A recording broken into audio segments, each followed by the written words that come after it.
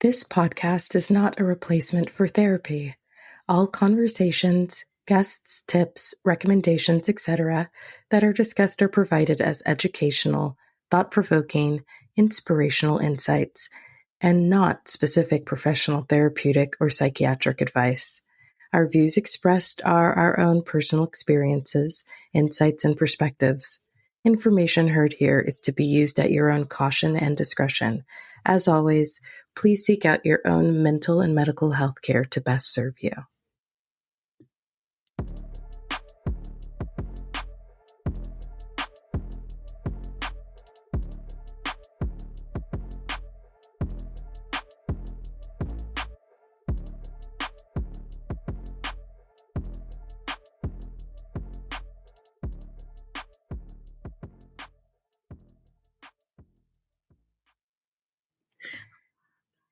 Hello, welcome back to Relative Insights. We are recording a special episode just in time for Mother's Day called The Mother Wound. Oh my goodness. With two guests. Hi, Emily and Shay. Thank you for joining. Thank you. Hi. Welcome in. Because I totally forgot it was Mother's Day tomorrow. The Mother Wound right before Mother's Day. Okay, that's okay. Yeah. It's healing. Healing. When you approached me with this topic, I have to admit I had never heard of the mother wound.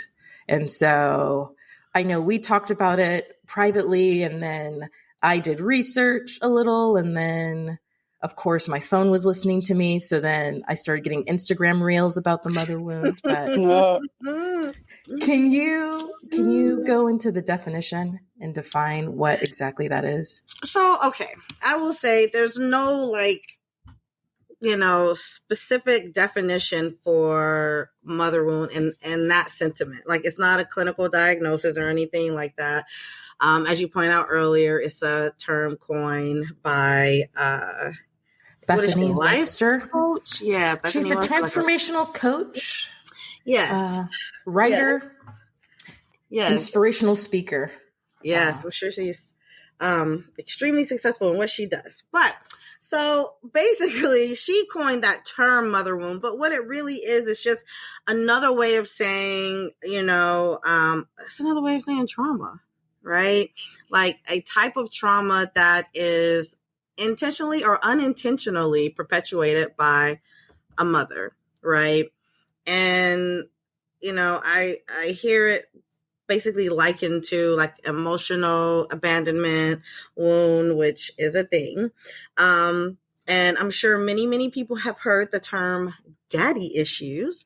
You never really hear someone saying mommy issues, right? But basically it's cause it's just like there's a father wound. The father wound was taken, took the place of daddy issues because it just sounds less toxic because I feel like when you hear things like mommy issues, daddy issues, it's almost like you're blaming the victim in a way. It's like somehow it's you're a crybaby. Yeah, like somehow it's your fault that you have all of these, quote unquote issues because, you grew up in a household where you just weren't getting your full needs met by one or both parents, right? It's not your fault, right? None of us asked to be here, right? But in general, a mother wound occurs when a mother offers their child physical support, but not emotional support. However, the mother wound could also occur if a child is missing both, right? Like if a mother is just not present at all, a mother wound can occur. So really, it's a lack of support across the board from the mom, right? But there has been a lot more research on mother wound because a lot of people are like, well, my mom was there. She was present. She was around, but ask her for a hug. You're not going to get it, right? Get a boo-boo. You're not going to get that kiss, right? So a mom may feed us, bathe us, put a Band-Aid on it. But as far as feeling that sense of safety, feeling like attention, warmth, nurturance. Because I'll tell you, like the very first, whenever I take an intake with a client and I'm talking about like their relationship with their mom, that's the first thing I ask is like, was your mom loving, nurturing? Like, did you feel like you can go and talk to her about anything? Did she encourage you to talk about your emotions? Did she hug you? Did she kiss you? Because people forget the emotional support piece. People forget just how crucial that is. And when we don't get it, therein lies the mother wound. And also, I'd like to add, I'd also like to add that the mother wound really is a huge spectrum. It can vary in severity and, really severity, intensity. You touched upon some things like I work at a school, and so we talk about being mandated reporters. And so school personnel are trained to look out for signs of neglect, also physical abuse, but emotional abuse is it's harder to detect. And technically, also, it's not illegal. So it's not illegal. So you touched upon it, but like there was one student from an immigrant family who has a very difficult relationship with her mother, who is domineering. And this child, maybe 15 years old, had a hard time communicating, pretty much silent, very disconnected, not many friends. She did have a boyfriend who tried to like advocate for her, but the daughter was so miserable. She was trying to get out of the house. She was just like, I can't handle this. And, talking to counselors is like, well, that in and of itself isn't enough to take somebody out of the house, even though that's something that you want. And so the daughter would try to escalate. And our school-based therapist, there are times when the school-based therapist might call CPS, or it sounds like it has escalated. And law enforcement's like, well, you know what? Your mom provides housing, clothes, and food. That's all that she's required to. We're not going to get involved. Yeah, it's tough. They actually said that? Yeah, because they did. And technically. If you think about it, because if these facts came up every time, a parent was emotionally neglectful, I don't think there would be, that system would be overrun with kids. I'm just saying, like, yeah. It's an impossible situation. Like, to me, the bottom line is let's start teaching our kids, when they're young, about how important it is to, like, if you do decide to have a kid, hey, the emotional support is crucial. Let's teach through modeling. Let's teach through words, And there are community programs that do have services about positive parenting and trying to bring that support in for parents. Do they focus on emotional support in those? Yeah, absolutely. They might not, just as far as with consistency, presence, that type of thing, the words that you choose. So it won't always be make sure you hug your child, but they do try to have those resources. And then there are free programs with like family child services where they'll offer family therapy to talk about that. Yeah. Really? Yeah. I might need to tell man text me stuff. But okay, so at the end of the day, neglectful parenting is what leads to an attachment wound, right? And for the mother wound, it's considered any type of emotional abandonment or lack of emotional support. On the other hand, the father wound, which is kind of interesting, it manifests from a father being physically absent and emotionally abusive, absent, cut off. So it's both. I think we should if we can, I think we should circle back around one day and do a father wound, maybe for Father's Day. For Father's Day, but I know you're going to talk about the signs and symptoms. Yeah. So, according to Charlie Health, signs of the mother wound could be lack of sense of self, struggling to set healthy boundaries, feeling unworthy of receiving love, people-pleasing behaviors, lack of emotional awareness, taking on a motherly role in relationships. In childhood, it could be feeling an emotional absence from your mother or feeling like you had to protect or care for your mother. Other ways is feeling like your mother did not respect your emotions, living with unrealistic expectations from your mother, or lack of affection, such as kisses or hugs from your mother. Also, did I mention acceptance or approval? That is also feeling like you never had your mother's acceptance or approval. You know what's interesting? Like, it's interesting, but mostly just sad. Like, when we're growing up, we're just trying to get through each day. Like, we're not sitting around thinking about, is what my mother doing going to contribute to a mother wound? Like, we don't know. We don't, especially, as minorities. Like, we're not looking for every little thing to be like, oh, well, she didn't give me a kiss, so that's probably going to hurt me later. You know what I mean?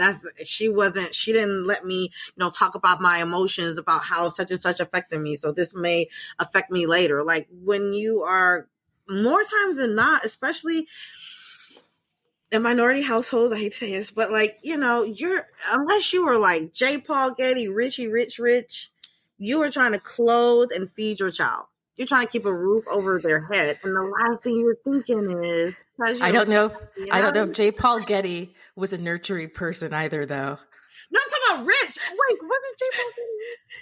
Yeah, I don't know. Even if you're J. Paul Getty rich, I don't think that's a protective factor for being nurturing. But I'm saying that unless you're super rich, you're not thinking about the emotional aspect with your kids. You're just thinking about, am I keeping food on the table? Are they, clothed? Do they have the basic necessities? We don't think the basic necessities include hugs, kisses, talking about your emotions, being loving, being nurturing. Do you know what I mean? I know what you mean, but I think wealthy families are just as neglectful. Yeah, I'm sure. In a sinister way. But they're not worried about money. They're worried about other things. True. True. But I feel you.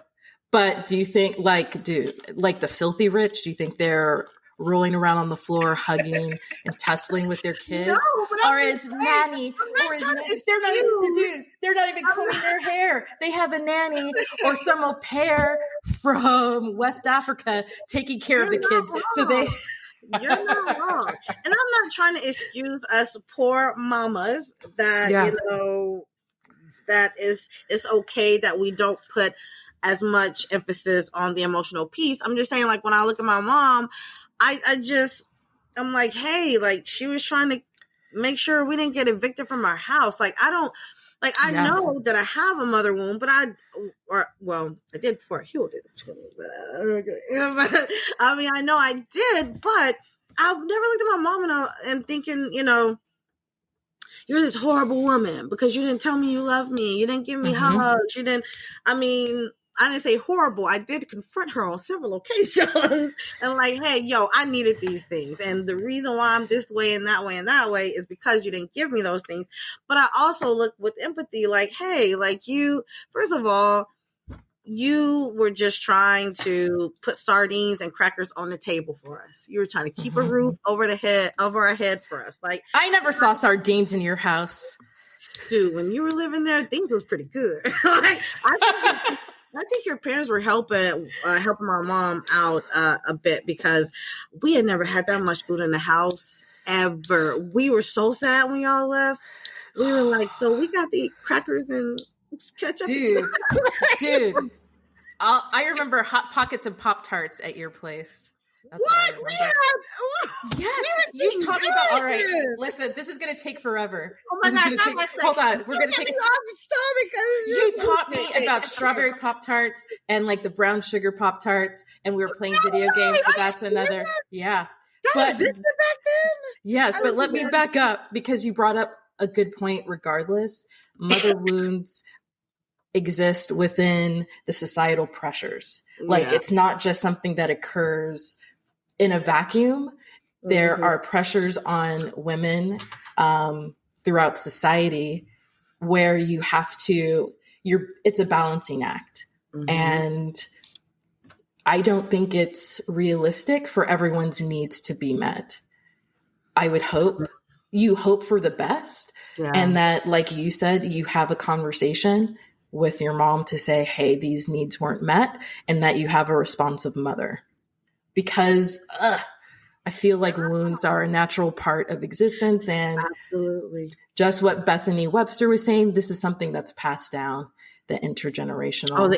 Oh, you read about that? Intergenerational trauma? Absolutely. It is. But it's passed down when there's not a break in that cycle, right? Like, I think you and I broke the cycle. I think, Shay, when you say I'm gonna ask questions later, but I'm sure I've heard you with your girls, like you broke the cycle too. Like it's learning, it's growing, it's healing. And I'm totally getting off topic. So, anywho, I will say this. I will say my mom, this is so exciting. My mom told me I broke the cycle. I don't think so. I think it's just watered down.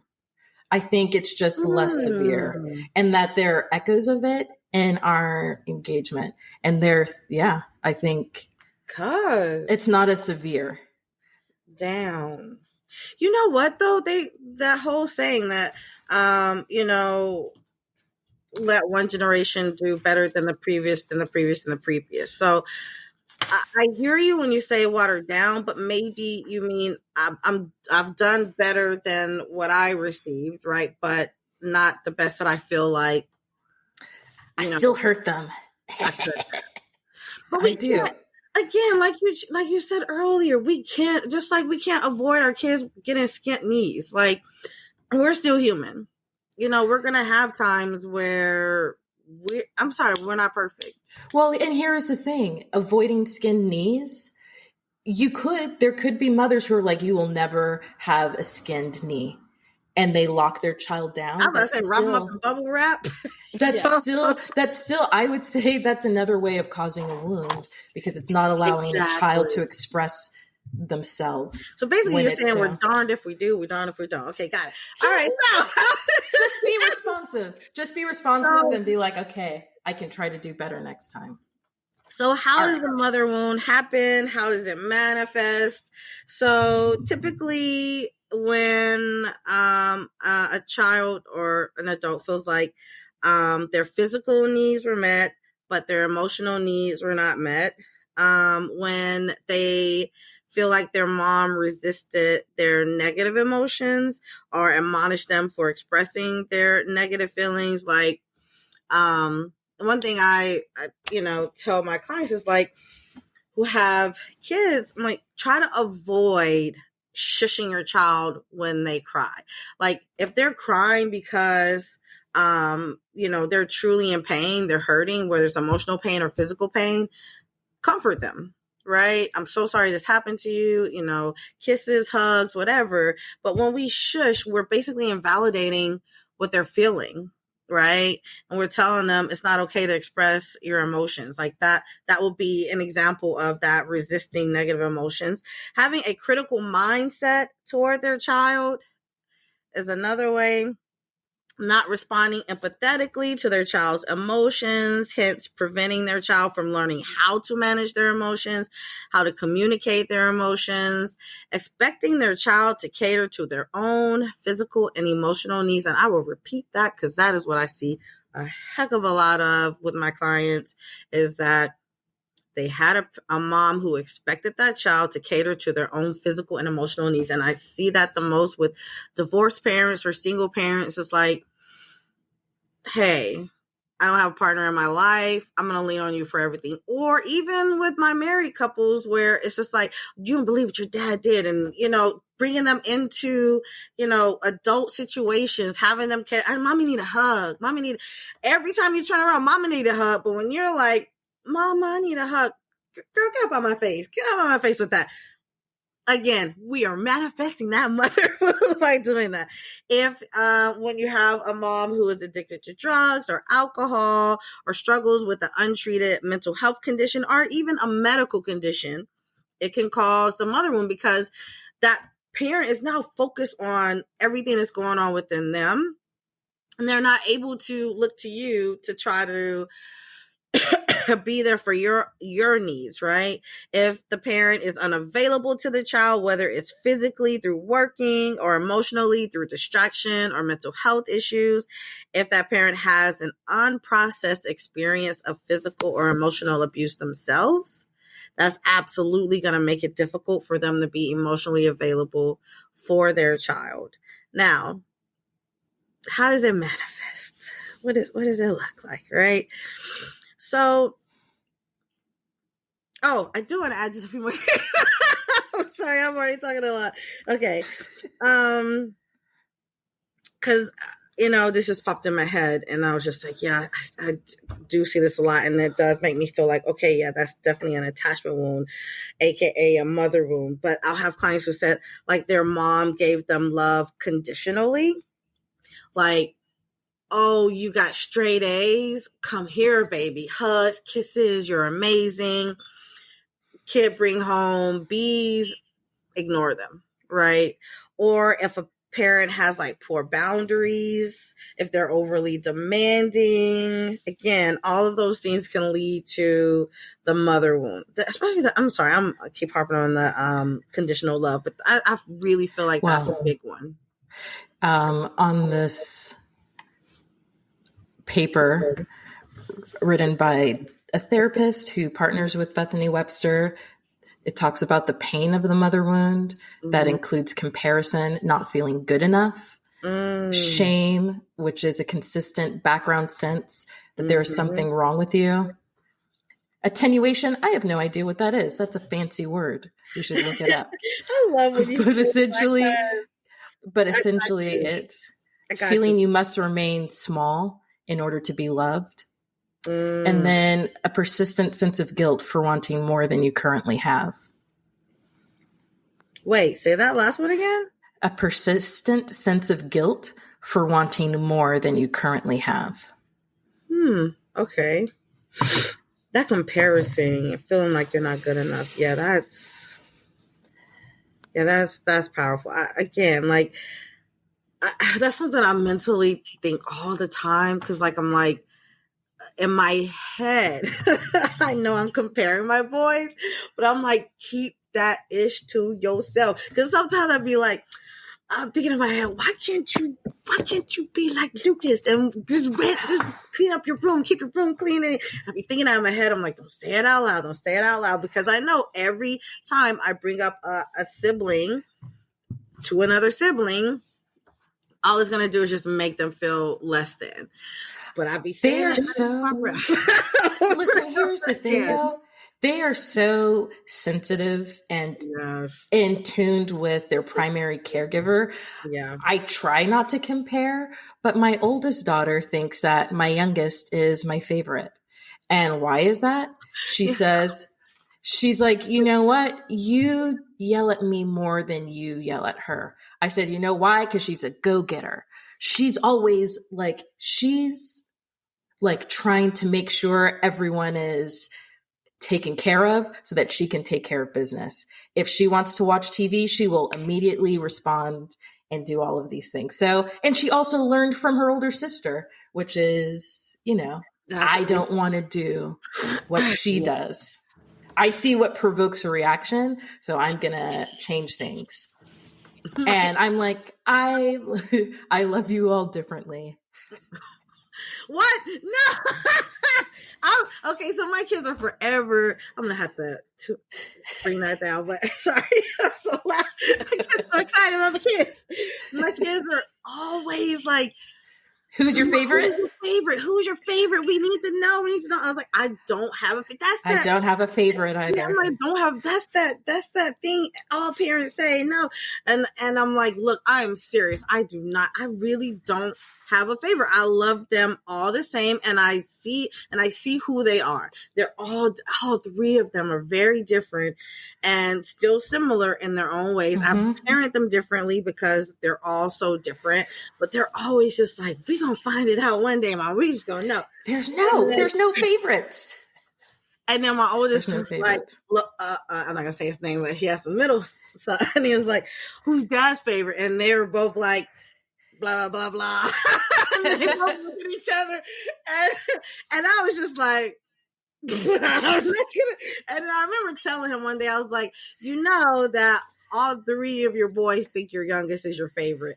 And he was like, no, I love them all equally. I was like, I can't. They be asking about me, but they don't be asking. But I don't think he ever does anything like compare or anything like that. But I think just like your girls, they needle in on things. They pay attention to everything, right? Yes. So they're thinking, hey, this is done with him, but it's not with us. So let's. Well, and that's the thing, like. The younger one, we probably laugh more, or maybe we're more similar. And so it's a totally different interaction versus the other one is different. And also, guess what? I would shower attention with the oldest one. And guess what? The youngest one's like, me too. Me too. I have to like kick her back with a bat and be like, you are not entitled to the same things as the eldest. You have to wait till you get there. Just because you exist doesn't mean I deserve it. No. We're going to talk off camera, cuz. You need to wrap it. Okay, I'm sorry. All right, we're off. So the way it manifests within someone, and, maybe think about this if you're out there listening. If you've been feeling any of this, then chances are you have been experiencing unprocessed or unhealed mother wound, feeling abandoned, unloved, and unworthy of care, having a lack of emotional awareness. If you have a lack of emotional awareness, chances are you may not even hone in on this and realize that you have a mother wound. Difficulty forming and maintaining relationships, inability to self-soothe, self-sabotaging, making oneself small, self-destructive behaviors, including eating disorders or addictions, fear of becoming a mother, fear of success, not feeling good enough, perfectionism, critical internal dialogue, aka negative inner self-critic, frequently feeling like a victim, reliving past experiences, having way too many walls up, having poor boundaries, apologizing for your own needs, apologizing for your own success or existence. Just about to say, even apologizing for taking up space, feeling less than other family members. These are all ways in which it manifests. And I do want to make a point of saying that, like, mother wounds can occur with sons or daughters. It doesn't have to, because I feel like I'm wondering if maybe I'm bringing more daughter into this than son. But for men, when they have an unprocessed mother wound, they may long for a woman's love and approval, right? They may, if they have more of an anxious attachment style, they may have like more clingy behaviors. But I'll say, like, what I've seen the most of is more of the avoidant behaviors, right? Where they just shut down very quickly when they have to talk about or deal with difficult feelings or emotions. And this just causes them to seem like they are distant, they are cold, like it's just easy for them to just shut off from their partner. And they also tend to struggle with like feelings of inadequacy, sadness. A lot of times it manifests as anger in sons. Whereas for daughters, it's more so the low self-esteem piece, the comparing themselves to others, the perfectionistic, Did we talk about struggling with boundaries too? As Struggling far with as like boundaries and communication? Yeah. the daughter, mother, I as think far as just like how it the other person manifests. there. Yeah. Yes, absolutely. Well, boundaries are a part of self-respect. So if you have a lack of self-respect, right, lack of sense of self-worth, boundaries are just not going to exist, right? Advocacy for self is not going to exist. The people pleasing will be very, Yes. very much so all up in your face. Like and that's a big one. Like I feel like people pleasing is a big part of that because it's like you're and just like a nutshell, it's like you feel like you're constantly vying for someone's like love and affection because what you didn't get it at home, right? And you're constantly trying to prove to yourself and prove to whoever you may be with that, hey, I am worthy of love when you don't need to do any of that. That and codependent behaviors. Oh, absolutely. Absolutely. I'm done with my kill, cuz. All right, let's get into asking our guests, putting them in the Putting you on spotlight. a hot seat. That's fun. First of all, I really appreciate you both making time to come in to our little podcast and answer some questions about your experience with the mother wound. Either one of you can start, but I do want to start with asking, like, had you ever heard of that term mother wound prior to this podcast? I had not. I actually had to look it up. I mean, I felt like it was kind of self-explanatory to a degree, but I looked it up just to see kind of like what people were weighing in on it being. So I personally haven't heard about it before, but once you mentioned it, it all kind of flooded into, oh, that's what's going on. Kind of, I didn't have to look it up. I understood I got a problem with my mama. Yeah, I understood it. Oh, you say you have a problem with your mama? So many. So, when it started flooding in, what did you begin to understand about what a mother wound is?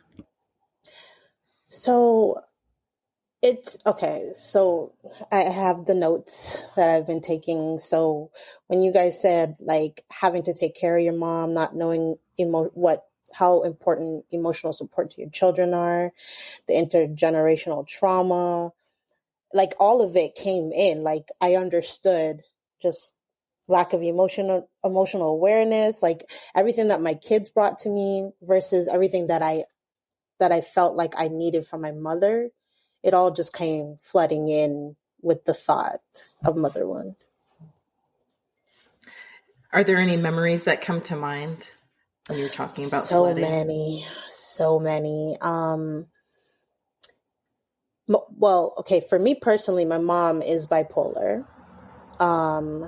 And I have sickle cell. These are important. So my mother, when she is manic, she is very outgoing, very fun. She's having parties all the time, bringing random people around. And then when she's not manic, she is very quiet, timid in her room. She'll go to work and then come home. She would cry, and it was very up and down. And we didn't receive the kind of love that most children did receive from their parents. But also, my brother and my sister would say that I got the most love because I was a sick child. So whenever I was sick, my mom was hugging me. She was loving on me. She was very doting. And then when I wasn't sick, it was completely taken away from me. So yeah, that in itself is a big thing for me. Yeah.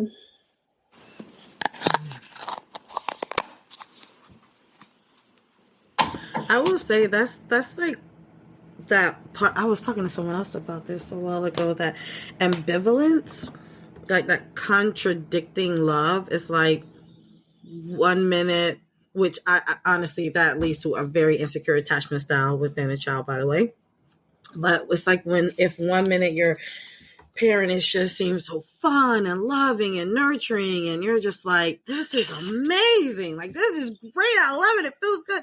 And then a week later you go to your parent and they're just like, why are you in my face, why in my space, why are you here, like why do I even have you? That again, that builds just because you don't know, it's almost like you don't even know how to take your mom. Yeah. You don't know what you're going to get. So then what? You start to put up walls, right? Because you're trying to protect yourself. Your brain's trying to protect you because you're constantly in the state of like, I don't know which version I'm going to get today. Right. So let me protect myself. But for me, it was more of a, when I knew my mom was manic, I knew how to behave versus when she was depressed, I understood how to behave. Also, like my mom, when she was depressed, always put a lot on my sister, like, oh, you have to be mom right now. And my sister's parenting style is very different from my mom's. And it was a very like, okay, now I have to behave and act right for my sister and behave and act right for my mom when she's depressed. And then when my mom's like manic, I can do whatever I want pretty much. Like my mom was Miss Yes, ma'am. You go ahead and do what you need to do. Go ahead. But when my mom was sick, my sister was always very much, no, you're not allowed to go. Don't bother mom. She's not feeling well, kind of thing. So it was a very up and down situation. And that's how we still have our relationship. Me and my sister can't get along because she still kind of gives off parenting. And I'm like, I'm not your daughter. You know, I'm your sister. You're only a year and some months older than me. You know, you need to chill. Emily, Has it impacted? Oh, go ahead. I'm trying to figure out if she's still with us, Emily. Yeah, I'm still here. How about you? Like, in what ways have you experienced the mother wound? Like, are there any examples that come to mind for you also? Yeah, I mean, just touching off what Shay said, my mom also had a lot of a lot of mental health issues. So I had a lot of the same thing where it's like 1 minute she could be like super nice and, kind of cordial and receptive. And then, I could come back 30 minutes later and, she would be verbally abusive or even physically abusive, depending on what the reason was or what the circumstance was. So it was very unexpected responses. Which caused me to have like a lot of anxiety, even when I was young. But yeah, I mean, there's a lot of things that you guys have already mentioned that, I'm like, I've done that. I understand that too. I've had that. But I definitely would say for me, I think it was semi like cultural in some aspects. My mom is from Korea, and I think obviously probably how they parent there is a lot different than kind of what we tend to embrace here. And so I think kind of that affected the way that our relationship was. But yeah, I mean, it was just a lot of me always looking for affection and validation, whether it be me trying to achieve good grades at school or, do extracurricular activities because I thought I would get that approval or validation or love. And it was just, it was like that basically my whole life. I think maybe when I got to my early 20s, I just kind of realized like I wasn't going to get that from her, so I should probably find it in myself. Uh, so, yeah. Do either one of you feel that social comparison was something that you did as a youngster or teenager? Were you comparing yourself to others or other families? Well, for me, definitely. You know, I will always say that TV raised me and TV showed me what it was to be in love, what like family matters. You have to stick together. They always, when they had the problem, they figured it out. So I always was like, why can't we just do that? Why is it so simple for them, but not so simple for us? I experience it too, but I think a lot of what I have is like I compare myself to others constantly because my mom, and I still to this day remember, she'd be like, why can't you be more like so and so? Or so and the next door neighbor's kid. And I don't know if I just keep doing it because she said that to me so much. Obviously, I've tried to work through some of that, or if it's just the poor self esteem that I got from having that relationship with her my whole life.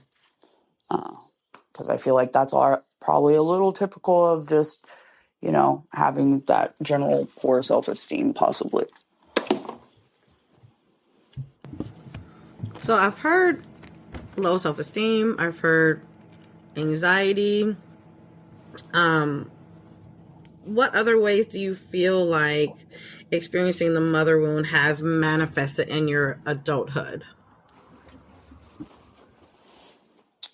Uh, I know for me personally, it equated into a lot of really dysfunctional relationships with everybody, my friends, any romantic relationships I had.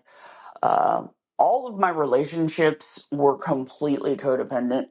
And it was, maybe about 10 years ago before I started realizing that codependency was a thing. Um, whether people invest stock in it or not, I definitely I hit all the check marks for it. But yeah, so like it was just a lot of really unhealthy, toxic relationships that I always felt like I had to have because without that outwardly acceptance or approval, and validation of who I was as a person, that I wouldn't have anything at all because I hadn't really found that in myself. So, and I still have a lot of trouble with that in some ways now. It's a work in progress. Yeah, I will say like what Emily said, the anxiety portion, trying to be quiet or, always trying to act right or whatever. I did bring that into my adulthood and the de- detaching from people. So like how my mom would just detach and just do her own thing when she was depressed or whatever. I didn't realize that I did that. And it wasn't until my friend said, did you realize that you disappear like in September all the way to November every year? Like you disappear. And I was like, oh, well, that's where I'm hyper focused, getting my kids together for school and everything, and then bringing myself down. And I didn't realize that it was a problem. And it wasn't until they said it, then I was like, I think it took me 3 years afterwards for me to be like, oh, shoot, I really do actually have, like, I detach from people. And my friends would tell me, like, it makes them feel like they don't matter because I just wouldn't call anybody. I would just be doing my own thing. And during the rest of the year we're together, we're having fun, we're going out and whatever, and then around that time it would always be like beginning of August because my daughter's birthday starts on the 13th of August, all the way to November. Nobody would hear from me. Like they'll see me on the streets and stuff, we'll stop and talk, whatever, but I would never pick up the phone to call anybody, check in on anybody. So they then told me, yeah, you make us feel like we're not as important to you in your life if you can just let go of us just like that. That makes me think about, okay, so I mentioned earlier that like in some cases, when we have a mother wound, we may question like, should we even have kids? Do I even want to be a parent? Or we, think, oh, I want to have kids so I can prove that, I'm nothing like. So has that, okay, so I know that, I'm just gonna talk about me for a second. I know for me, I was really adamant. Like I knew I wanted to be a mom. I wanted 5 kids, ended up with 3, so I'm okay. You too, guys. You too. Really? I didn't know. I didn't think I wanted 5 kids, and then I realized It's too expensive. I'm in the wrong place and I time for wanted that. 8, so yeah. Yeah. Hey, Yes, I What? wanted 8. Yeah. 8 is enough. I'm just No, that is. it's not a show. I'm pretty sure it's a show. But I'm Yeah. just like, I don't know if it was because I identify a lot with my grandmother on my dad's side, and I don't know if it's because she had 5 kids, but that was the magic number to me. I'm totally fine with 3, but I just remember thinking that like when I have my kids, boys or girls, I was like, I don't think I actively said I'm not gonna be anything like. No, I did say I'm not gonna be nothing like my mama. I was like, I'm gonna give my kids kisses. I'm going to hug them. I'm going to tell them a gazillion times over how much I love them. I was like, in my adulthood, as a therapist, I was like, the one thing when my kids go to therapy as adults, the one thing that they cannot tell their therapist about me is that I never knew if my mom loved me or not. I was like, they probably have a gazillion complaints in other areas, but I want to make sure that is the one thing that my boys will never be able to tell their therapist is that I didn't have emotional support from my mom. I didn't know if she loved me or not. And I do check in with them. I'm like, hey, am I kissing you too much? Am I hugging you too much? Am I saying I love you too much? And they're always like, no, except for my youngest. He's like, can you stop kissing me? It's cringy. Okay, I respect your boundaries. I will pull back, because I also know that we can overly do it, right? Like, because we're trying to go from, what we had to the whole other end. And sometimes we can go a little too far that end and end up alienating our kids too. So I'm curious, like, if either of you thought about having kids in the future, and then whether or not you do have kids, what kind of mother you thought you wanted to be or did not want to be, if that makes sense. This is kind of difficult for me to touch on. I guess maybe I specifically was like, if I ever have kids, obviously, I think everybody aspires to do, to give their children more than what they had possibly, or to like learn from the previous mistakes that they experienced with their parents' parenting. But I am just scared to death because I realize how much my relationship with my mother affected me. And even though I really, would think I would do everything to not repeat a lot of those things with my children, I think I'm just so afraid that I will mess it up in some way else. So I just really have not waited. I've waited a really long time to have children, and I'm like 43 now. So I don't know that is going to be anything that happens anytime soon. But I know a lot of other people who they went the total opposite way. My dad was determined to not be anything like his father, and had us with that intention of just being a better father. And in my opinion, he did extremely well. I mean. He was a great dad. So I don't really know how other people feel about that, but that's just my own personal experience. I think I went the other route. I did decide, okay, my mom's not the greatest person and I can be better than her. And even with growing up, I was like the mom to the neighborhood kids. Like their parents would be like, oh, can you pick them up from school? Or can you, like, I was that person that people dropped their children off to because I loved the love that they could give me. So I craved that. And then I always said, yeah, like I said, I wanted 8 kids and I started early. I was 19 when I had my first daughter. Was I different than my mom? There were some things that in my mind my mom did that made me a better person. And I was wrong about it. I put that on my oldest daughter. And she I would say this. If I didn't have my youngest daughter, I feel like me and my oldest daughter probably wouldn't be talking. My youngest daughter makes us talk about everything. She will pull it all out. We will sit for hours talking because she needs to understand why this is this way and everything like that. And that showed me, okay, well, this kid obviously needs more love than I gave my oldest daughter. Not to say that I don't try to give my oldest daughter love. Like, I'm trying my best to like make it, I guess, fair to both of them. But my oldest daughter is already in her ways, you know, because of how I raised her.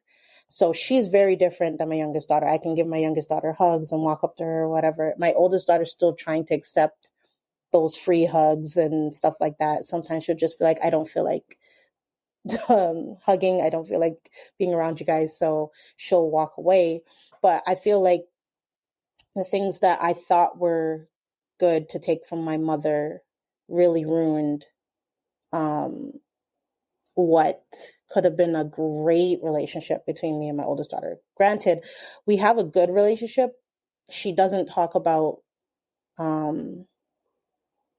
she doesn't really talk about her inner feelings really that much. She'll tell us if she needs to, but you know, but my youngest daughter, so I feel like I had to switch being the person I was with my oldest daughter to be a better mom for my youngest daughter and try my best to attach that to my oldest daughter.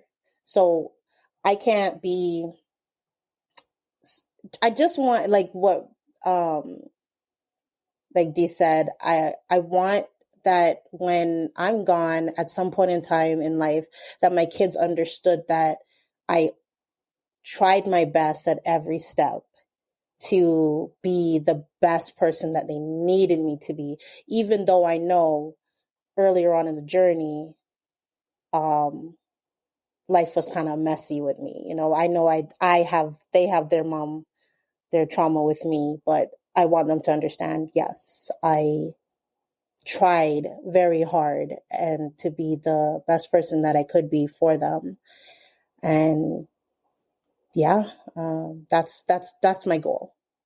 That's my goal. So I'm forever growing, forever learning, but that's my goal for me and my kids. I think it's admirable. Oh, sorry. I think it's admirable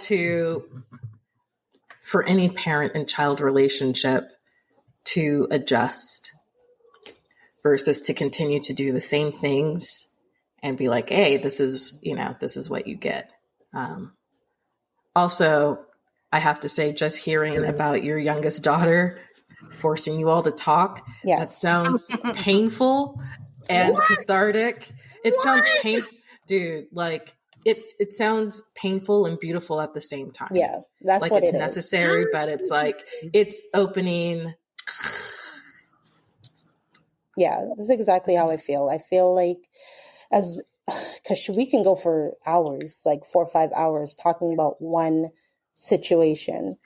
But it's helping me understand her more. It's helping me to become, I guess, a softer person, because I did put up that wall. I became that hard person when it came to my family, and she's actually been breaking down those walls for me. That's interesting, cuz that's interesting. You took that take. What's that? That's interesting. You took that take because my first, sorry, Jolly Rancher in my mouth. My first thought was, that's a girl after my own heart. Like, I love to hear. I'm sure, like yesterday, I was talking to my youngest kid. He was like tear streaming, you know, and I'm like, kids, you're not crying for nothing. He's like, no, I'm fine. And I'm like, I know sometimes I have to pull myself back because I'm like, I'm not his therapist. I'm his mom. At the same time, I'm like, dude, you gotta talk about it. Like, and let's talk for hours about it. Let's talk for let's get this all out in the open. You know, so when I'm hearing that, I'm like, I wasn't thinking scary. I was thinking that is freaking beautiful. And that is what we need. I feel like in our society, we hide, we avoid, we push down, we push back.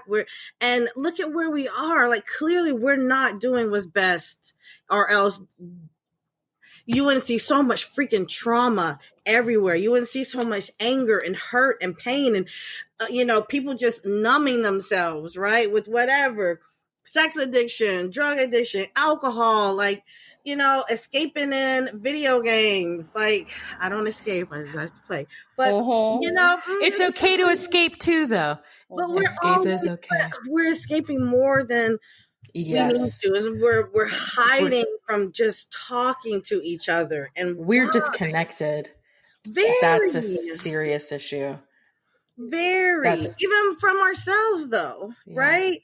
We'd rather just, like, a lot of people don't want to sit in silence and peace with just themselves. Like, we need something to occupy ourselves, because we're like, I'm getting off topic. Anywho, well, I would say, just for Shay, I think it's easy to talk to your child when they're suffering. It's another thing where the past is being opened up. Yeah. And she's like explaining herself, but also listening to pain from, her eldest, and the youngest processing this. Oh, yeah. So I think it's almost.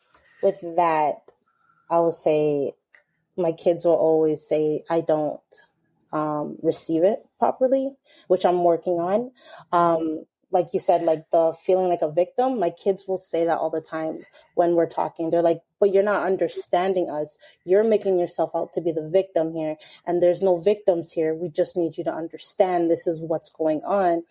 But for me, I will start crying and be like, no, I'm trying my best to be the best mom to you guys, which I am. And I don't, and I feel like for me, that needs to be seen also, but it's not for them to see that. You know what I mean? It's not for them to understand that. I need to just listen to what they're feeling and deal with it.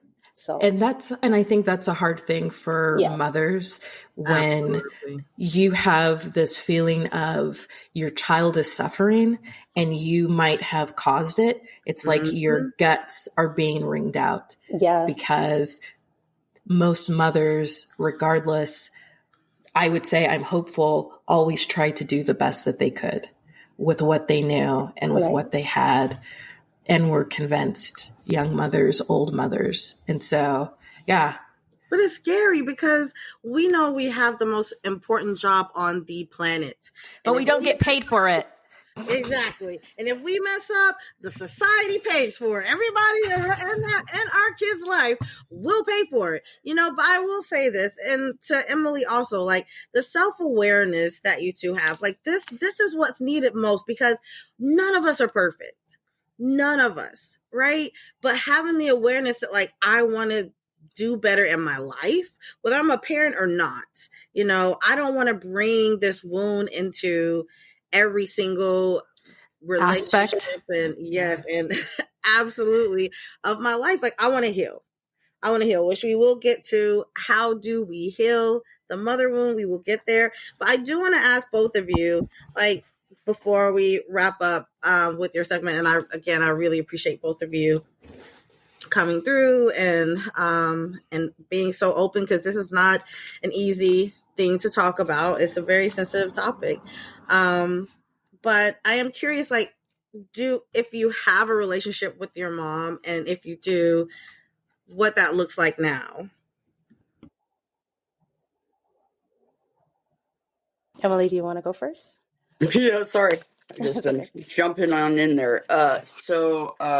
My relationship with my mom is like way more productive and healthy than it was prior. But it took a lot of like me doing therapy and self-help stuff and like really working on myself consistently for, I don't know, probably at least 5 years. And I had to set a lot of boundaries. And and that was difficult. That was like 2 years that I spent just setting boundaries and hanging up the phone on her a lot.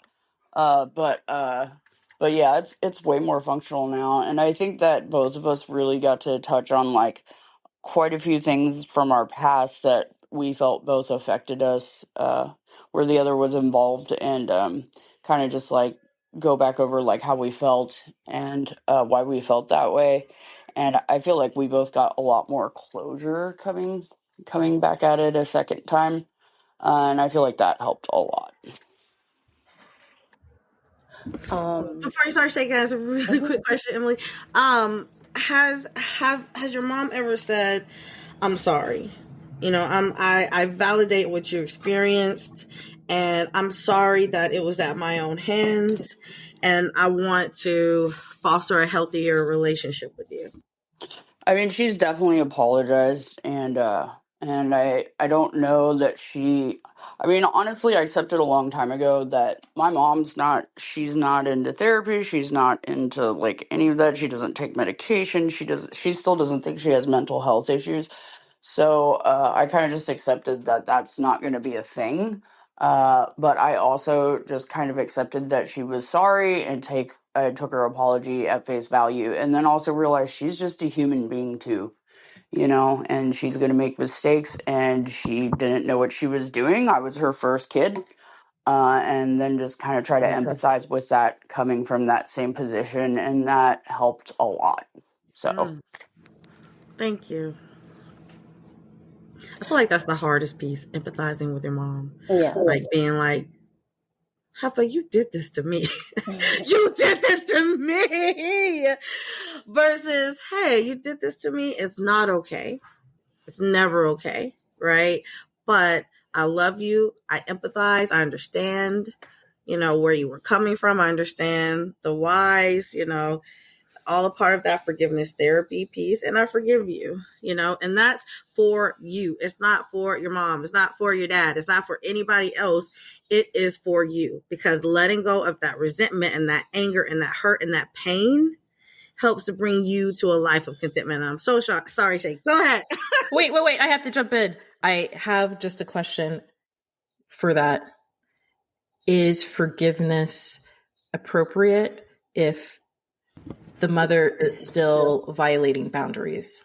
Yes, it's absolutely appropriate and necessary, because forgiveness is not for them, it's for you. Right now, what's super even more appropriate is boundaries. And remember, we did the estrangement episode. Mm-hmm. Sometimes, if they can't get it together, we have to walk away, right? But we still have to forgive. Forgiveness is crucial for our own sake, our own mental health, our own contentment in this life. Thank you. And we can dive into that for the next episode. But Shay, how about you? I still have a relationship with my mom, mainly because I understand that with her bipolar, she's not okay. So, I mean, me and my brother, my sister has separated herself from my mom. They don't talk, but me and my brother, we try our best with our mom.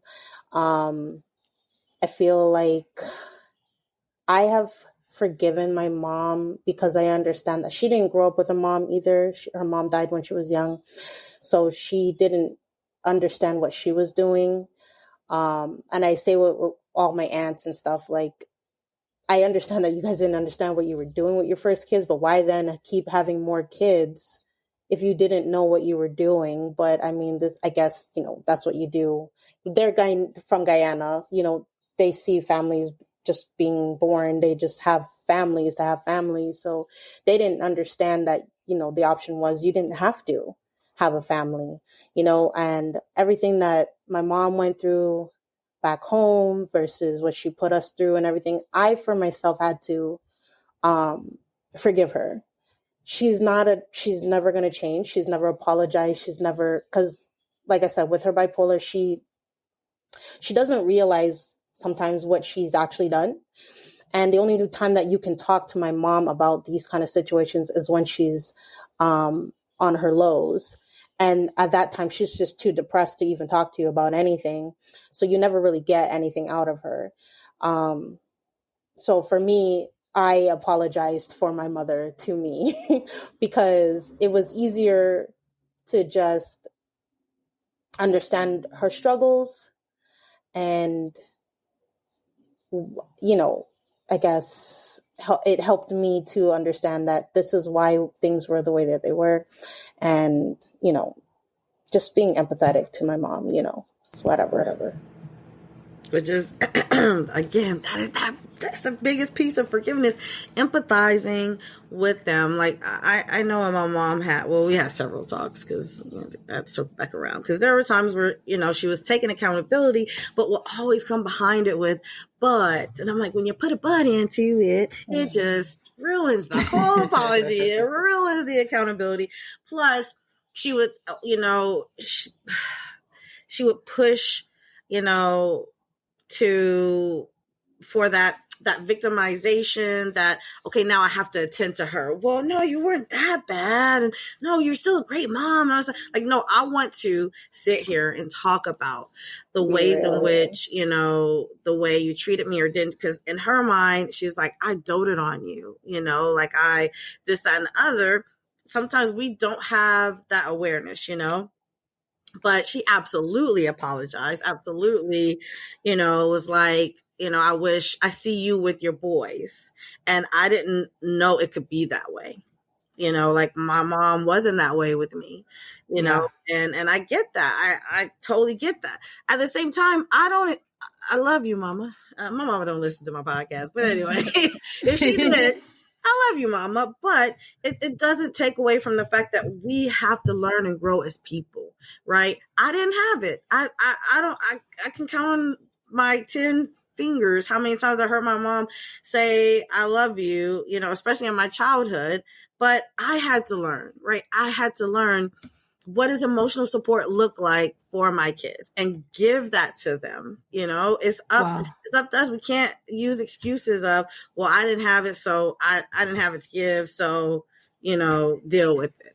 And it also looks different, I think, what Shay was saying, and I think it comes up differently. Everybody you can have a traumatic event and it will activate something with someone, and it won't be anything for someone else. Absolutely. And so I know for my mother, like, she had a feeling of not feeling loved.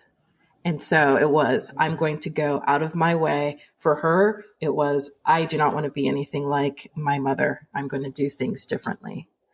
And yet people have a concept of, oh, I'm going to give love to a child, but it still might not be meeting the needs of that particular child. And it's meeting that person's needs, not your own needs or your concept. And so that's why the communication is important. Oh, and absolutely. There's no distant communication. Because like I said, I'm a physical touch. And I'm like, I have to keep asking, like, I'm like, boundaries. I have to keep asking my kids, hey, is it okay if I give you a hug? Now, okay, there is something I am working on. I'm trying really hard. I know one of my kids listens to my podcast sometimes. So, son, I apologize. I'm working on it. But what's that, Mom? What are you working on?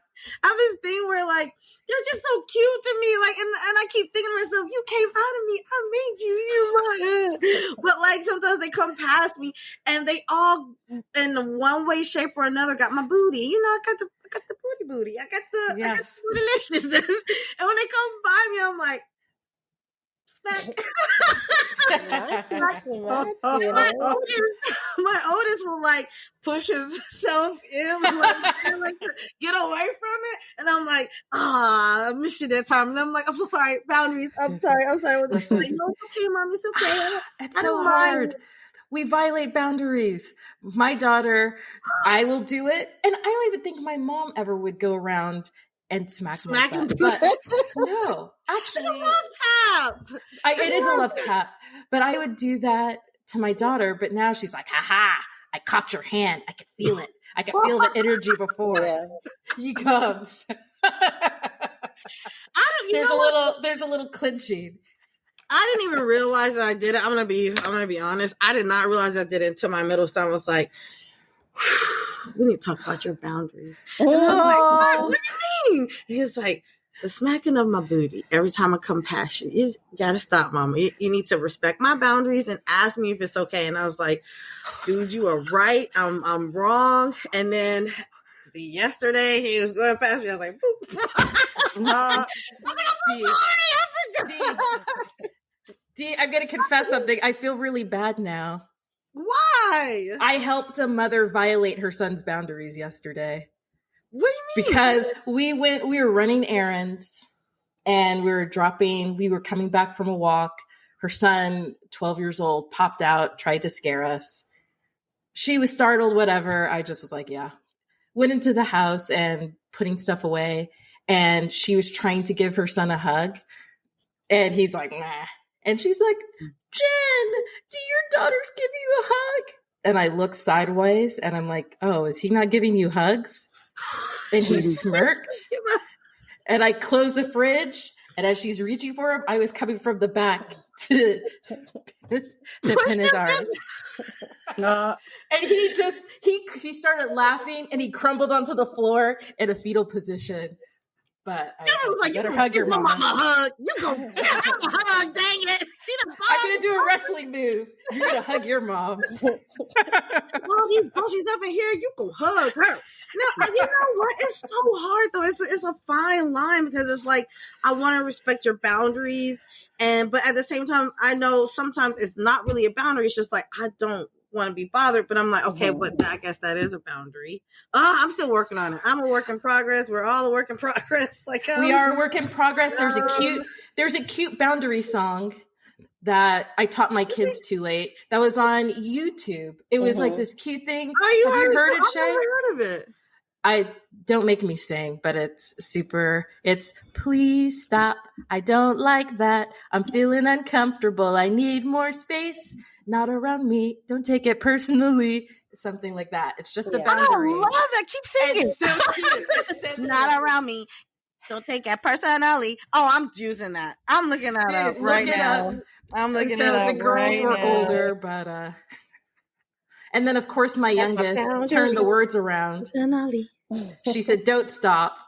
Oh, here it is. Oh my goodness. God, this is a long song. 3 minutes. Yeah. They probably repeat it. But I think they teach that song in schools now too. They do. It's like a cute. Oh, here it is. I'm feeling uncomfortable. I need more space. Not around me. Don't take it personally. That's just a boundary. That's a boundary. Oh, okay, I'm sending it to wow, I need to all of your boys. Your maybe pushing me about boundaries. But thank you, ladies. I really appreciate you being so open.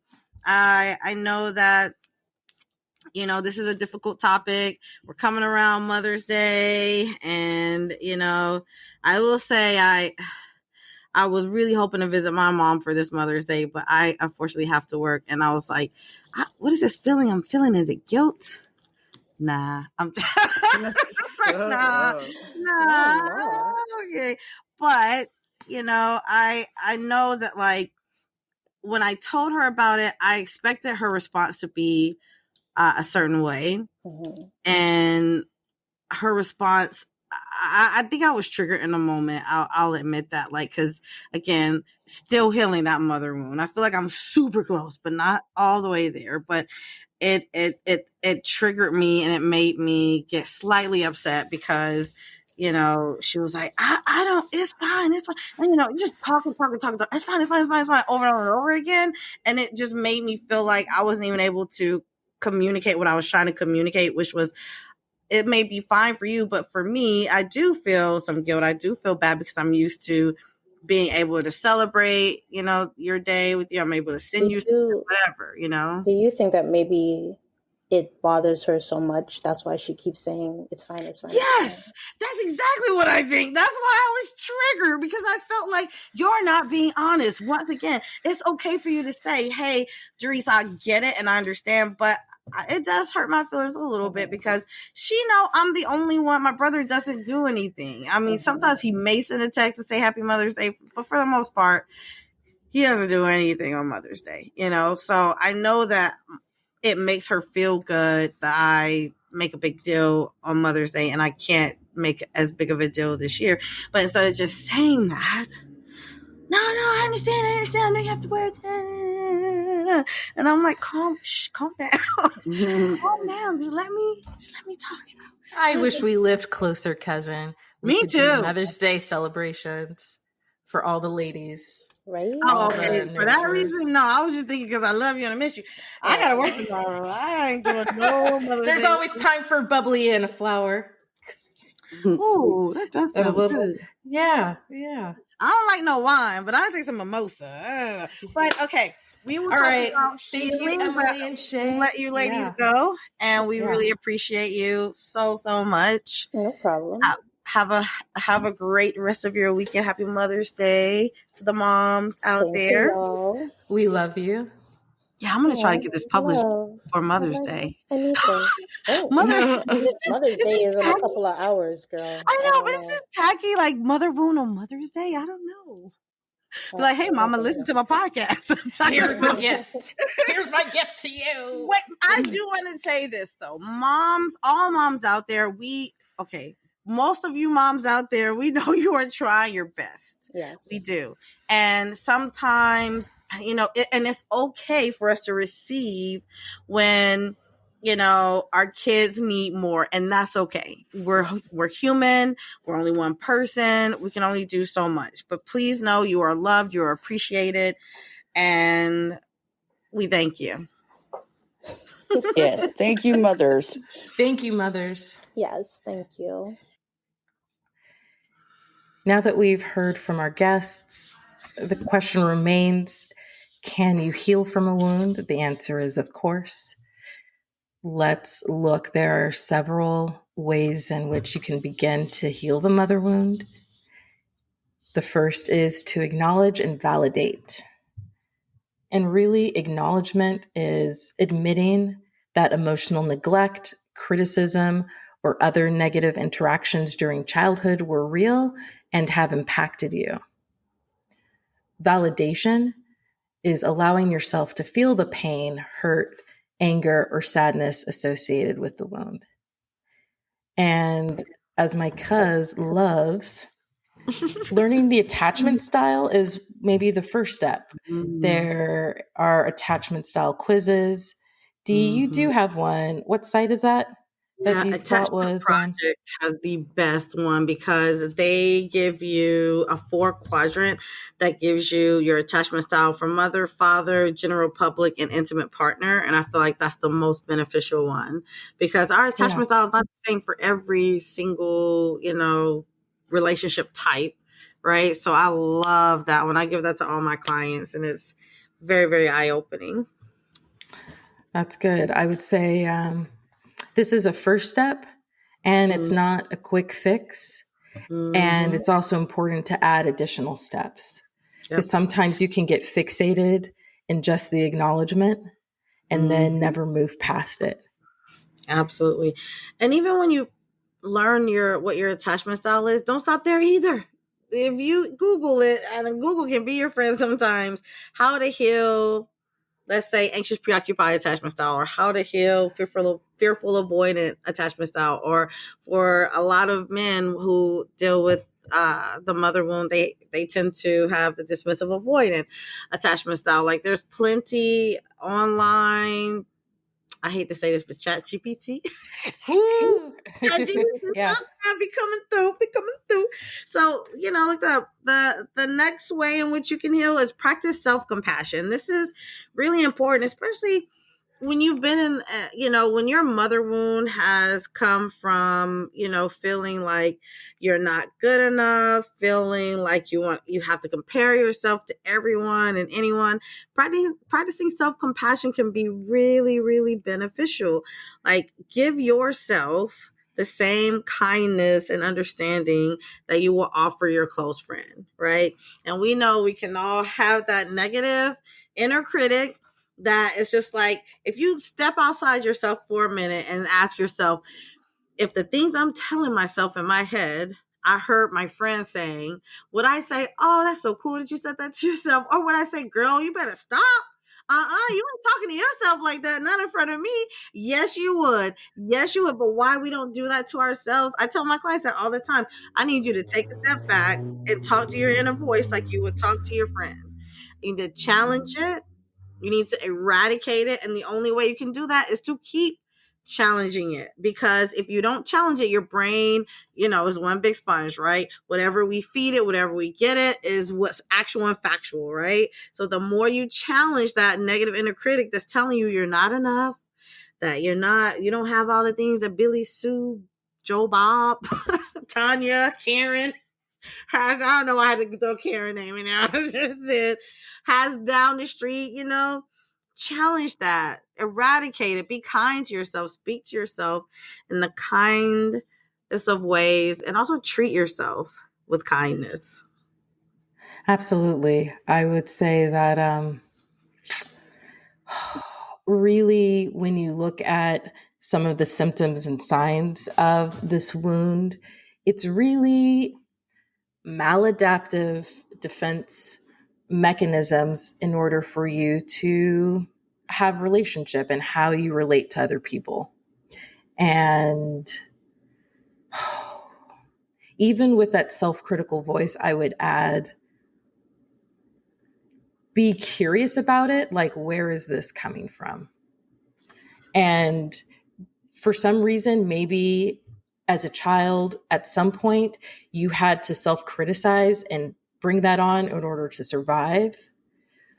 But that takes a deep dive, not just ignoring it, but really looking at it. And that kind of leads into the next step, which is developing self-awareness, which can be attained through mindfulness. That can be a moment of silence. That can be through prayer. It could be through meditation. It could be yoga. There are a variety of styles in which you can find that mindfulness, sitting in the ocean, being out in nature. If nature doesn't trigger you, like, find those places where you can have the silence to sit and just watch and observe and accept. And that, like, all of these kind of flow into one another, where you're developing awareness. And then when you see things like negative feelings, you have self-compassion even towards those negative feelings and say, I feel this pain. I understand it. I know for myself personally, like, I found mindfulness through yoga and sometimes physical activities help me. And even through community and groups. I remember, like, these wounds come up everywhere. It's not just in relationships. It shows up everywhere where you take up space. And I was shocked. I was at a yoga retreat weekend doing yoga, whatever, like doing my thing in my head. And this teacher who's been teaching for like 50 years, at the end of the weekend, she came up behind me in like one of the final poses, and she would go to different students. We never talked. She was just looking at my yoga practice, and she whispered in my ear, "You don't have to be perfect." And I lost it. Like, I just started like Cry? sobbing on the yoga mat. Oh my Like, I goodness. mean, That and it was just, trauma release is, oh my goodness, that was so necessary. and she could see that in my body and how I was approaching yoga. And so, like, that is, God, no, seriously, that's one of those things that sent chills down my spine. yeah. Wow. And that was the first time I even thought I was a perfectionist. And I was like, what? And it was like, It was deep. It was yoga. giving you permission without, it's not like you needed her permission, but it was just like hearing that. It's just that's exactly what your body and your mind needed to hear in that moment in time. And it was just like, because I tell my clients all the time, like, of course you have the trays, trauma release exercises, but a lot of the trays look like yoga poses, look like yoga exercises. Yoga is one of the few exercises out there that like explicitly release trauma from your body, because we store trauma in our muscles, absolutely. Oh, girl, let me, don't get me started. Wow. Yeah. It's There are some poses that they do intentionally, especially with like the stomach but and think gut. That about it yeah, though. I don't yeah, know. I don't know how many times you cried, but it's almost like even though you were doing that yoga pose, it was still like your body was still so like tense or tight or whatever, in the sense of like yeah, you were still yes. holding all that. And the minute she whispered that, your body was like, Hmm. ah, It was. I can let it go now. Let it It go. was, but it Let was like it go. it was body and mind at the same time Mhm. Who is because this woman? well, What is her name? I mean, I mean, she's an expert. I mean, she's been she's training for a clearly long very time. astute. Like, And to pick up on that. well, Because you when said you she hadn't even spoken to you, right? yeah, we weren't like, please, no. She's just, but she's been like, yeah, she's been doing it for a long time since probably 19, has studied all over the world and taught. She felt And you, yeah, cuz. she feels a lot of people as far as intuition goes. But that's like one example of someone seeing how I moved and being able to hone Mm-hmm. in on that. But it's also helped me as far as through that practice to be mindful about how am I moving, what's present in my mind. And that also goes off of the yoga mat where I have mindfulness about my emotions. Mm-hmm. And I will say you can get triggered by your child being hurt. And so Absolutely. part of the mother wound is that there are expectations or things that are communicated to women that they kind of communicate either neglect or rage or anger at a child being a child. Yeah. And so I remember one time my youngest, I had told her, you shouldn't wear those shoes. You should wear a different pair of shoes. She wanted to Mm-hmm. be fancy, whatever. Mm-hmm. And we were out and she went running to drop something off at a friend's house and totally like skinned her knee, was in pain. And for me, I knew like nobody wants to see their child injured. I Mm-hmm. felt anger. Mm-hmm. And, you know, parents, it's kind of hard because you're moving through everything of you getting activated at seeing your child in pain and being like, this could have been avoided if you had Mm-hmm. done this or that. Or like, and it's just like this automatic emotion where your mind is operating so quickly and then you're responding versus when you can be mindful and acknowledging and having self-awareness of, oh, I'm feeling pain right now, I'm feeling anger, I'm getting dysregulated. It can kind of help you pause and stop and say, Absolutely. oh, this is something that has nothing to do with my child, it has to do with me. That whole mindfulness piece, man, like I have to remind myself, 'cause I'm sure other people do too, like just to be in the moment, be in the present. Because yes, there are plenty of times we just focus on that end outcome, right? Like let's get to this place on time, whatever. And then something happens where your kid hurts himself, and it's just like you have to literally talk to yourself. Wait, you know what? No. I Let me just take my focus on that end result of where we need to be at what time we need to be. And let me put all my focus on what's going on with my child right here, right now, in this very moment. The same thing Yeah. with us, though. Yeah. You know what I mean? Like sometimes we don't take enough time to let ourselves heal. Take a Mm-hmm. step back and just be present with ourselves. And I'm not about to go down this road right now because I'm trying to stay on topic and time. So the next one Yes. is reframe your narrative. Create a new story about yourself that is independent of the mother-daughter dynamic. And this is one that may not always be the easiest to do, but absolutely necessary because, sometimes we do kind of define ourselves as a daughter until we become a wife. Then we define ourselves as a wife. Till we become a mother. Then we define ourselves as a mother. But, we can create a story that's independent of all of that, right? Having your own goals, your own aspirations that are very separate from like your mom's expectations or what, their beliefs are. That's one thing I especially do with my clients. Is like, hey, let's talk about what were your mother's values and beliefs? What were your father's values and beliefs? What are society's values and beliefs? And now what are yours? And how do they correlate? And are they actually your values or beliefs? Or is your mom somewhere in the back of your head saying, you know, we can create our own narrative. We can be independent of, you know, that narrative that was created when you were growing up because of the mother daughter dynamic. I keep saying daughter, mother child, because I feel like I'm aiming this towards daughters instead of daughters and sons. But absolutely, I don't know why do they put even a lot of stuff you read so much emphasis on the daughter. Even with the father wound, so much emphasis on the Because I feel like society allows for women to talk about their feelings and their issues, yes, and there isn't the space. absolutely. Guys just have to act and do something. Mm-hmm.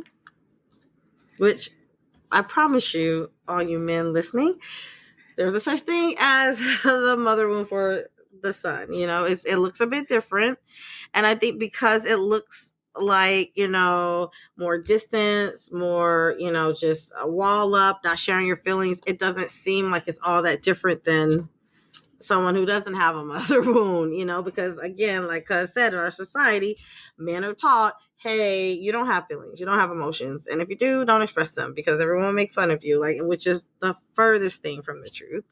So yeah, I feel like I hope we didn't miss the mark here in giving males enough understanding of what mother wound looks like for them. Maybe we just have to have some guys on. I tried, man. I could not find one. I said it would be really nice to have a male voice talk about, you know, the mother wound and how it affected him as a son, but I got no bites. I got no bites. Okay, because as you were saying about parenting your inner child. Yeah. Parenting your inner child is another way to help heal. Part of that looks like things that I've already talked about and what you've talked about, identifying negative self-talk, being compassionate towards that negative self-talk, but being compassionate towards yourself. And also what came to mind when I saw this is you had mentioned, sometimes children grow up and they never received any type of affection from their parent, or maybe they didn't receive affection or acknowledgement when they did something wrong. And they feel a sense of shame or separation or guilt as an adult with that negative talk. And sometimes it's not even verbal. Sometimes you don't even have a negative voice. It can be just a negative feeling and just pain that has no words. And so there are somatic techniques, things that you can do with the body. There are groups where, and this ties into mindfulness again, where people are asked to bring attention to their body and where are they feeling pain. And it could be the heart. It could be the stomach or the gut. It could be the head. And you're asked to just to place your hand on that part of your body and self-comfort. Like, how would you want it to be? And it could be imagining the ideal grandmother, the ideal mother, whoever who just holds you in silence. Absolutely. That butterfly hug. Have you tried that before, Cuz? The butterfly hug? Show me the butterfly hug. I have my client. Well, too bad you guys can't see us do this, but yes. Oh, yeah, the tapping? Oh, and it's so nice. And I know they use that in the military. Huh? Tapping, they use that in the military as well. To Is help it regulate. EFT tapping or? Maybe. What's the EFT tapping? Basically like tapping various parts that's of your the one. body but like, so butterfly hug to me is a great self-soothing technique because you're leaning into the hug and you're soothing yourself, like you're giving yourself a hug. That what's more parenting than that, like hugging yourself, holding yourself. I also have some of my clients do well, we do a lot of inner child work, but one exercise they seem to get the most benefit out of is like the inner child work mirror technique, where so some of my clients have trouble just kind of staring into their eyes and finding a way, because like one thing they say is like the eyes don't change, right? So kind of staring into your eyes and trying to picture yourself as a child, and then start to talk to yourself as a child, like, I'm so sorry that this happened to you. I love you. It's not always going to be this way, that kind of thing. But for my clients who struggle to get there, I have them just bring like a little, a picture of them as a child, and place it on the mirror, and then kind of look back and forth as a child, and continue to talk to themselves. It's a very healing exercise. Oh, there's a lot of inner child workbooks out there too. I don't know if you've ever like seen any of them, but yeah. Actually, I'll try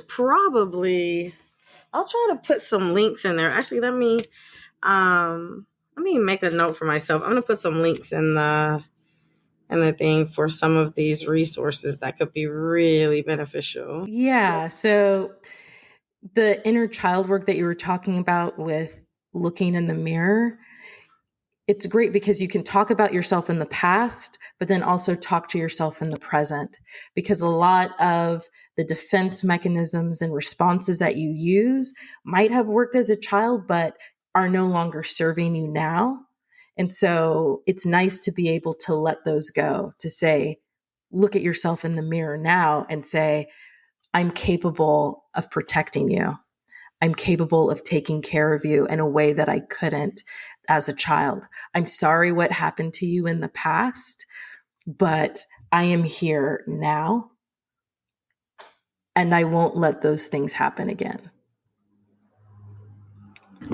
And so, like you said, there are so many meaningful exercises of comforting, even rocking. I think Ooh, Resma, yes. Resma's Resma, I don't know how to say his last name, Menachem, and Grandmother's Hands talks about, the vagus nerve and soothing, humming.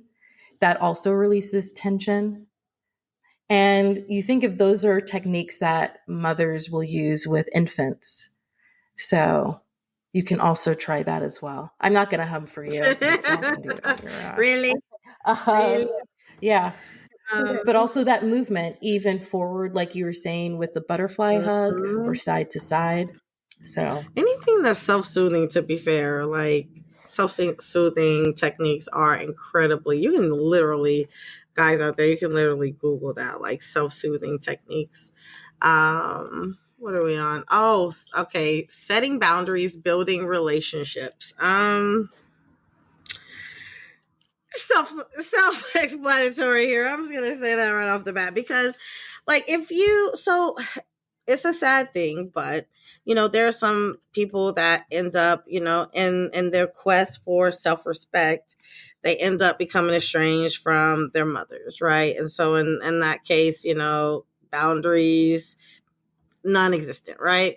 However, for a lot of people who do decide, hey, like I want to keep my mom in my life, I want to build a relationship, boundaries are going to be your best friend. Assertive communication is going to be your best. I'm just going to say self-respect overall, because underneath that self-respect umbrella is the boundaries, the advocating for yourself, the assertive communication of your thoughts and your needs. Don't bite your tongue on anything.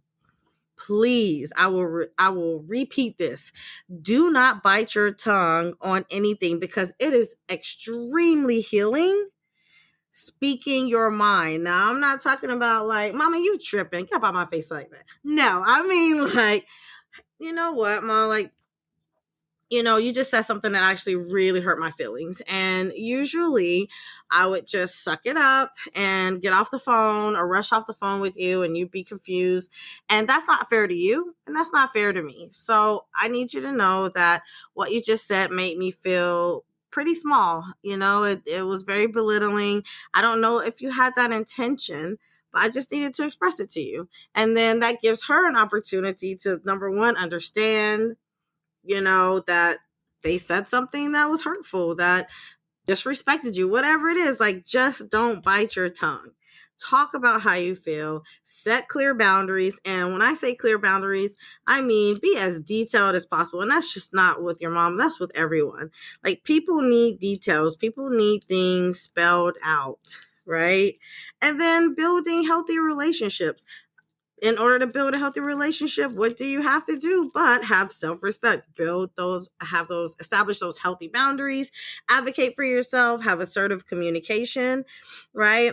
But also keep, I'm gonna say keep, pull people. That's what I want to say. Pull people into your life that are supportive and validating. You don't need any more toxicity. You don't need any more drama, and sometimes when we do come from, toxic relationships, especially coming from the mother wound, we tend to surround ourselves with people who are also toxic, which is horrible, right? But, it's like we're playing that out in real life again. So seek out people who are healing, people who Mm-hmm. are supportive and loving and respect your boundaries, right? Encourage you to have boundaries. That is crucial and it is important.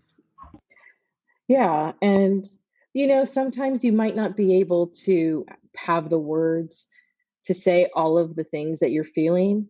You could start with something small, like, ouch, that hurt. Absolutely. Like, Wow, that hurt me. That hurt me deep. And that can be vulnerable, but it's also a simple few words. Oh, absolutely. yeah. And then you can build upon that. Absolutely. But as you're saying, expression is important. That leads into our next one, creative expression. Creative expression is anything like art, journaling, writing, drama, painting, music, even cooking. These different art forms are avenues that can help you understand some deeply rooted emotions and hopefully help transform them.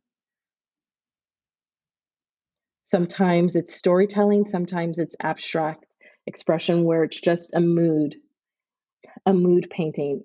If you think like me, you're like, man, I'm not that good of an artist. You can just play with colors. So,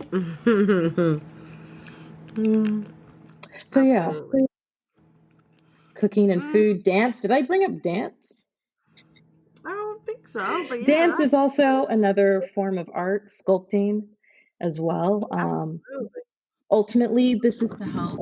This is just another way to process unresolved emotions and hopefully build a stronger sense of self and self worth. Absolutely. And then we get to what I talked about earlier, which is that one word that's so lovely that brings us all the peace. You're going to drop the F word again? The F word. Wait, let's get close to the mic. The F bomb. Forgiveness is so crucial. It's so important. It helps us heal. Bottom line, it helps us heal. And for anyone who is or is not familiar with it, Therapist Aid, you can Google it. Anybody has access to it. Therapist Aid has this wonderful, wonderful worksheet called Forgiveness Therapy. And it goes through all the steps of forgiveness. It makes a point of talking about how forgiveness is not about the other person. Forgiveness is not saying what this other person did was okay and great and awesome. No, it's saying that, hey, let's take some time to understand. Let's take some time to empathize. And it's okay to say it was not okay. But then let's just let go of the resentment. Let's let go of the anger. Let's let go of the hurt and the pain, because guess what? You're the only one holding it, right? And who is that fair to? Not you. It is time to let go. Forgive. And is this a process? Absolutely. Because we don't just say, I forgive you, mama, I love you. No. It would be great if it was that easy, but it's not, because you have years and years and years of pain, right? Hurt anguish, especially if you're an adult who is dealing with a mom who is still just oblivious to it, right? Who still won't own the pain that they're causing you or have caused you in the past. It's difficult, right? I So yes, it's Mother's Day. Tomorrow's Mother's Day. This episode will be out tomorrow for Mother's Day. And I'll be remiss not to mention the fact that, like, yes, some of us are still healing, and some of us have healed and, have been lucky enough to now have a healthier relationship with our mothers, or a relationship that's getting to that point where it's healthy.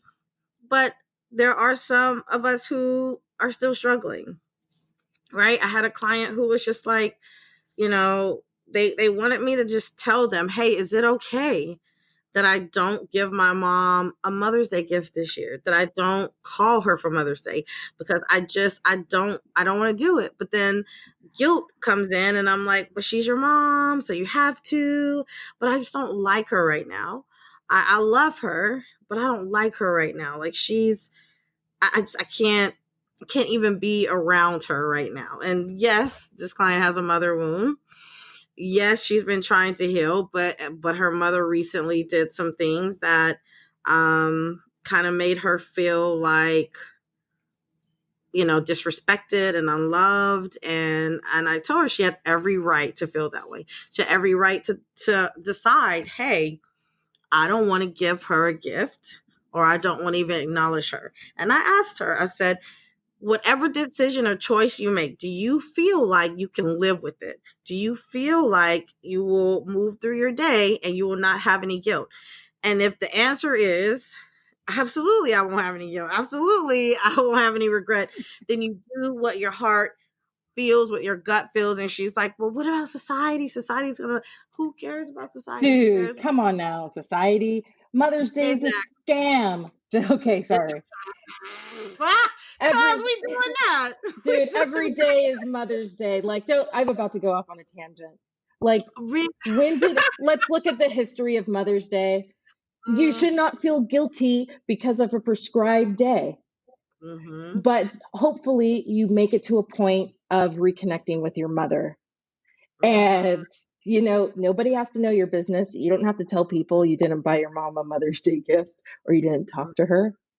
You can keep it simple. But I feel bad when you feel that societal pressure or social comparison, when you see other people celebrating and being like, we went to brunch, we had all the ladies and honored these special women. And you're like, it's hard, but. Absolutely, it's difficult. And you absolutely do feel that pressure of society. But guess what? You get to choose. Society doesn't know what you've been through.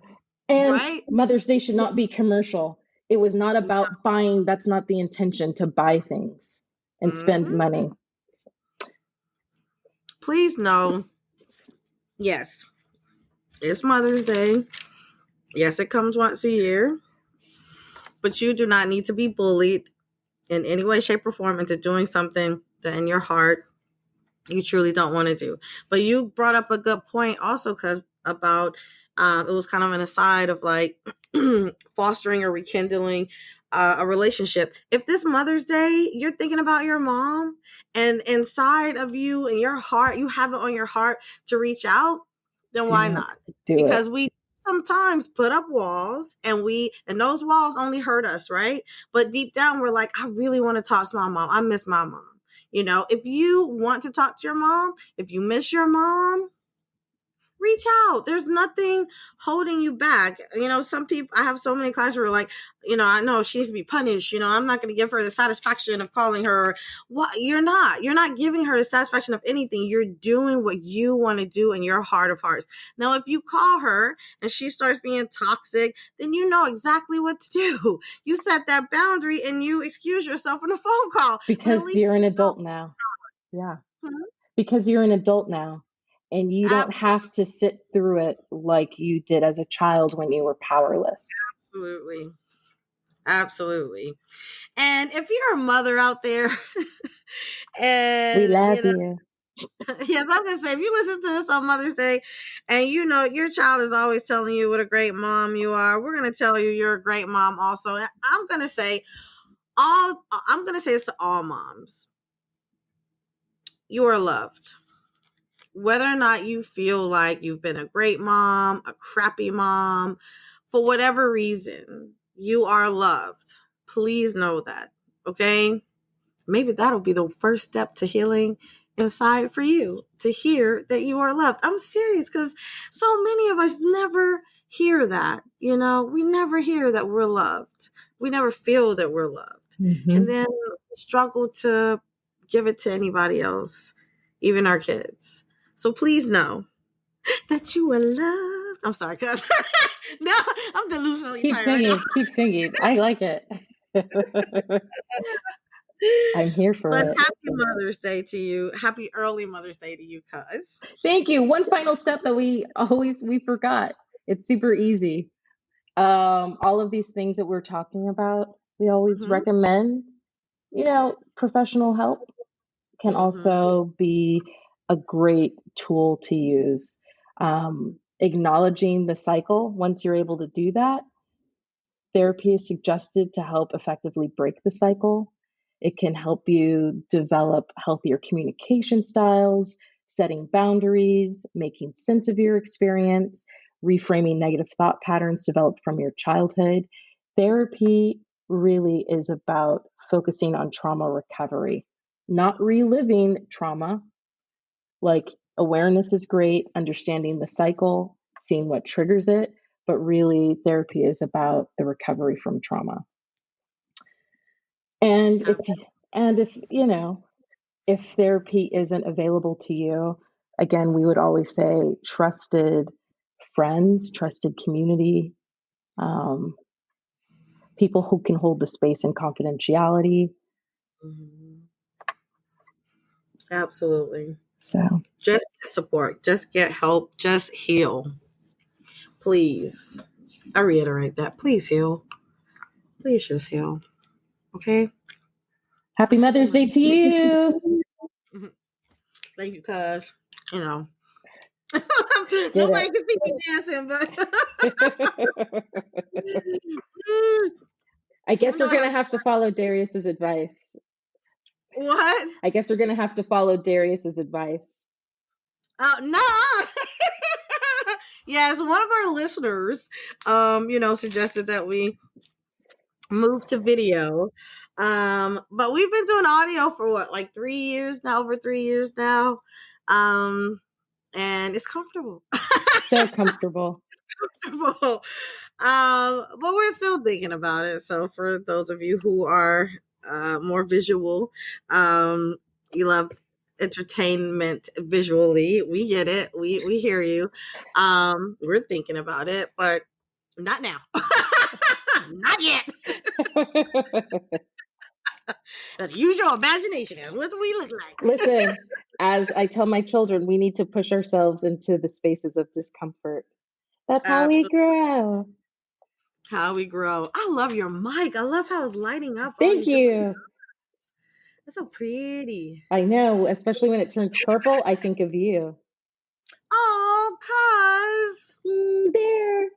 Why are you so sweet to me? I'm sorry. Now we about to love on each other. I love you. I love you. I love you so much. You're an amazing mom. I Thank hope you you. know that. And I hope you feel that inside of you. You're Okay? amazing too. I was telling Martin, I was talking about you after. Oh. So. Tell Martin I'm a G. I'm just kidding. And to all of you out there, thank you for listening. We appreciate you. Happy Mother's Day. We hope everyone celebrates this day however your heart desires. Peace. Bye.